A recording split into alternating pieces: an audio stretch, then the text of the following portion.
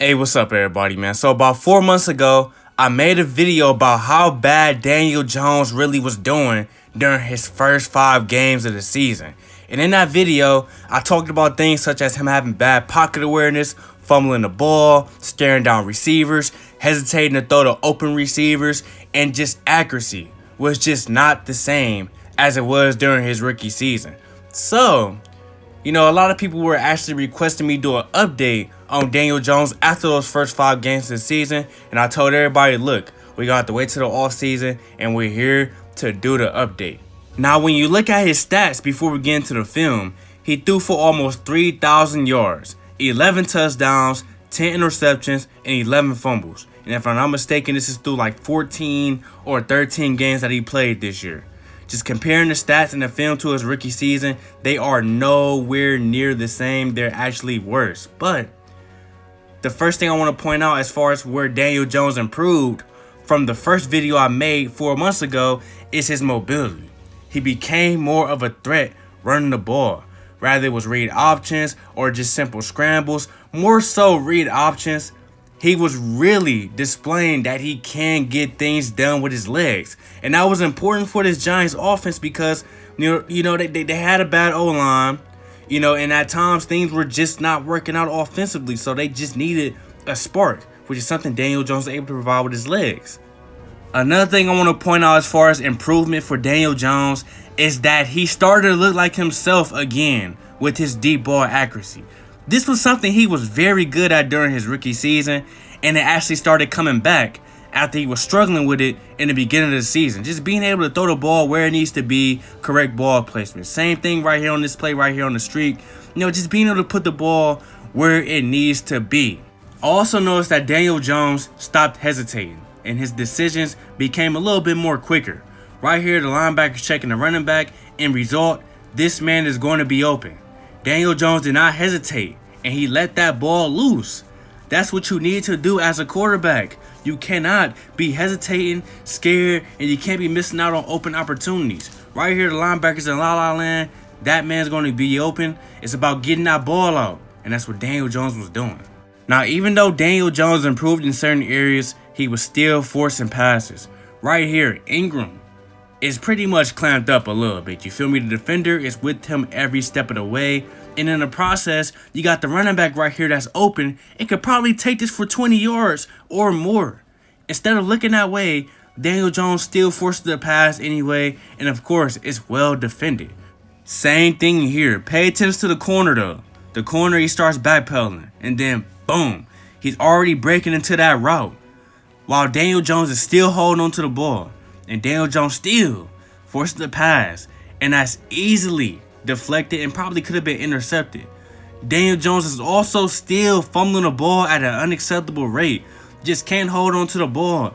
It's not even so much of his pocket awareness at this point. It's just that when he's going down with the sack, he can cough the ball up, and that's a big issue. Also, Daniel Jones, despite his deep accuracy improving, his overall accuracy, it's not the best, you feel me?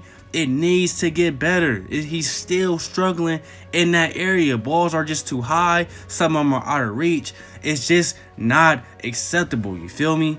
Even if you go back and watch the completed passes, you'll see that Daniel Jones still is struggling with accuracy. Also, it can be hard to even succeed in the first place when you're throwing the ball where it needs to be, and you got dudes like Evan Ingram dropping the ball just consistently. Right here, they hit him right where he needed to be, tripped over his own feet, and fumbled the ball. You feel me? Evan Ingram is trash, and he's really holding Daniel Jones back. You feel me? And, same thing right here. Just look at this pass. Right in the hands, and he just drops it. He's dead wrong. I don't even know how he made the Pro Bowl this year. And it doesn't help when the receivers are doing the same thing. You feel me? Daniel Jones can throw the most crisp, accurate pass, and they will still find a way to drop the ball. And if that was not accurate enough for you, what about this? Right where it needs to be, just right through the hands. It also doesn't help Daniel Jones when his O-line is trash. They can't even block for a flea flicker. Like, you feel me? They can't even block for a flea flicker. They can't even block on the play action, you feel me? Yeah, sometimes Daniel Jones does sit in the pocket and hold the ball too long when nobody's open, you feel me? Like on this play, nobody's open. And yes, he does get sacked. Sometimes he does hold the ball too long, but sometimes, and most of the time, the O-line is just not holding up. Now, to sum everything up so people can really understand how I feel about Daniel Jones, I understand that Daniel Jones did show some improvement as the season went on. But I am not about to let that slight improvement convince me that Daniel Jones is going to be all right in year 3. You know, it's just not. He didn't show enough improvement to where I'm just optimistic about him going to year 3. He still needs to hold on to that ball. He still needs to be more accurate, etc., etc., etc. But in order for Daniel Jones to improve, like I said in my last video 4 months ago, the Giants need to do their part. Evan Ingram is too trash to rely on, too inconsistent. The wideouts are not good enough. They need to get him some people in the passing game that are going to be reliable. You do get Saquon Barkley back, so you don't have to invest in a running back. But you need to invest in that O-line. Like, you seriously need to invest in that O-line. You already see your quarterback struggling with pocket awareness, and he's struggling holding on to the ball. If you want to have some type of control in that, get him some linemen. Like, get him some linemen. Like, for real. Like, get him some linemen.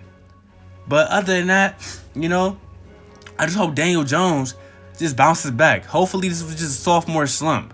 But we've seen quarterbacks have a good year, a good rookie year like Daniel Jones, fall off their second year and never get back on their feet.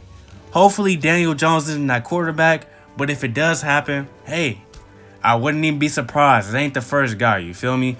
But before I let y'all go, man, I want all the people that made it this far into the video and all my real supporters to go on Instagram and check out my t-shirt page.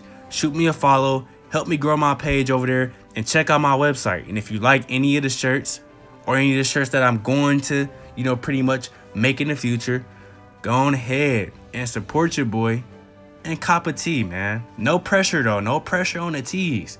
But if you like a tee, cop a tee and shoot me a follow, man. But that's all I gotta say. Let me know what y'all think in the comment section about Daniel Jones, the New York Giants future. Do you think Daniel Jones is their franchise quarterback? Let me know everything about Daniel Jones and them Giants. Like, comment, subscribe, and I got some more content coming soon.